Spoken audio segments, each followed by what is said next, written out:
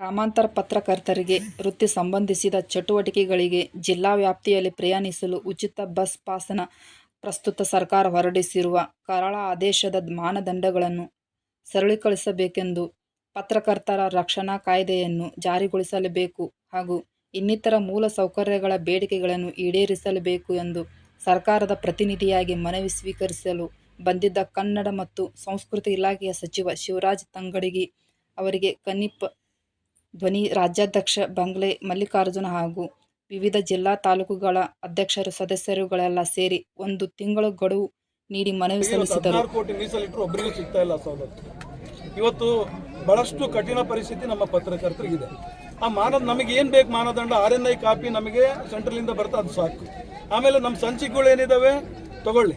ಇದ್ರ ಜೊತೆಗೆ ನಮ್ಮ ಸಂಪಾದಕರು ಮಾಲೀಕರು ಏನ್ ಕೊಡ್ತಾರೆ, ಗುರುತಿನ ಪತ್ರ ಆದೇಶ ಇವು ಸಾಕು, ಇವು 3. ಇನ್ನು ಉಳಿದಿದ್ದಂಥದ್ದು ಇವತ್ತು ಮಹಿಳೆಯರಿಗೆ 1800 ಕೋಟಿ ವರ್ಷ ಪೂರ್ತಿ ರಾಜ್ಯಕ್ಕೆ ಇಡೀ ರಾಜ್ಯಾದ್ಯಂತ ಓಡಾಡಕ್ಕೆ ಕೊಟ್ಟಿರಿ. ಇವತ್ತು ನಾವು ಕೇಳ್ತಿರೋದು 10,000 ಪತ್ರಕರ್ತರು ಕೇವಲ 30 ಕೋಟಿ ವರ್ಷಕ್ಕೆ. 1800 ಕೋಟಿ ಕೊಡಕ್ಕಾಗುತ್ತೆ ಸಿದ್ದರಾಮಯ್ಯ ಅವರಿಗೆ ಸಾಮಾಜಿಕ ಅಧಿಕಾರರಾಗಿ 15 ಬಜೆಟ್ ಮಂಡಿಸಿದ್ದಾರೆ.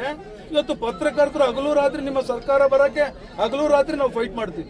ಇಷ್ಟು ತರ ಮಾಡಕ್ ಇದೇನು ದೊಡ್ಡ ವಿಚಾರ ಅಲ್ಲ 30 ಕೋಟಿ. ಯಾಕೆ ದಯಮಾಡಿ ಸಿದ್ದರಾಮಯ್ಯ ಸಾಹೇಬರಿಗೆ ಹೇಳಿ, ನಮ್ಮ ಪತ್ರಕರ್ತರಿಗೆ ನ್ಯಾಯ ಏನ್ ಬೇಕು ಓಡಾಡಕ್ಕೆ ಜಿಲ್ಲಾ ಮಟ್ಟದಲ್ಲಿ ನಾವು ಕೇಳ್ತಿರೋದು.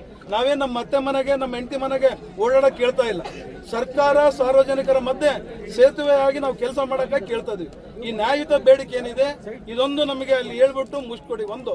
2ನೇದು ಪತ್ರಕರ್ತರ ರಕ್ಷಣಾ ಕಾಯ್ದೆ ನಾವು ಕೇಳಕ್ಕಿಂತ ಮುಂಚೆನೆ ಸರ್ಕಾರ ನಮಗೆ ಕೊಡಬೇಕಾಗಿತ್ತು. ಇವತ್ತು ವಕೀಲರುಗಳಿಗೆ ಕಳೆದ 6 ತಿಂಗಳಿಂದ ಅವ್ರು ತಗೊಂಡ್ರು, ಸರ್ಕಾರಿ ನೌಕರರು ಅವರು ತಗೊಂಡಿದ್ದಾರೆ, ವೈದ್ಯರುಗಳು ಅವರು ತಗೊಂಡಿದ್ದಾರೆ. ಇವತ್ತು ಸಮಾಜದಲ್ಲಿ ಮಾರಣಾಂತಿಕ ಹಲ್ಲೆ ಕೊಲೆಗಳು ಆಗೋದು, ಬೆದರಿಕೆ ಆಗೋದು ಪತ್ರಕರ್ತರಿಗೆ. ಇವತ್ತು ನಾವು ಕೇಳಕ್ಕಿಂತ ಮುಂಚೆನೆ ತಮ್ಮ ಸರ್ಕಾರ ಇವತ್ತು ಸಿದ್ದರಾಮಯ್ಯರು ಜನಪರ ಅಂತೀವಿ ಕೊಡಬೇಕಾಗಿತ್ತು. ಇವತ್ತು ನಮ್ಮ ಪತ್ರಕರ್ತರು ರೋಟಿಗಿಳೆವರೆಗೆ ಇವತ್ತು ಬಿಡಬಾರ್ದಾಗಿತ್ತು ಸಿದ್ದರಾಮಯ್ಯರು. ಆಗಿದೆ, ಇದು ಆಗೋದು ಬೇಡ. ನಾನು ಜನವರಿ ಒಳಗಡೆ ತಮ್ಮ ಸರ್ಕಾರಕ್ಕೆ ಮನವಿ ಮಾಡಿ ತಮ್ಮ ಮುಖಾಂತರ ಹೇಳ್ತಾ ಇದ್ದೀನಿ, ಜನವರಿ ಎಂಡಿಂಗ್ ಒಳಗಡೆ ಈ ಬಸ್ ಪಾಸ್ ವಿಚಾರ ಏನಾದರೂ ನಾವು ಕೇಳಿದ ಆಗದ ಇದ್ರೆ ಫೆಬ್ರವರಿಯಲ್ಲಿ ಹೈಕೋರ್ಟ್ ಅಲ್ಲಿ ರಿಟ್ ಫೈಲ್ ಒಂದು, ಒರಿಜಿನಲ್ ಸೂಟ್ ಸಿವಿಲ್ ಕೋರ್ಟ್ ಅಲ್ಲಿ ಒಂದು, ಸರ್ಕಾರದ ವಿರುದ್ಧ ನಮ್ಮ ಕಾನಿಪ ಧ್ವನಿಯಿಂದ ಹಾಕಿ ಸರ್ಕಾರನ ಅಲ್ಲಿ ಕರೆಸೋದು ಖಚಿತ ಅಂತ ತಮ್ಮ ಮೂಲಕ ಮನವಿ ಮಾಡ್ತಾ ಇದ್ದೀನಿ.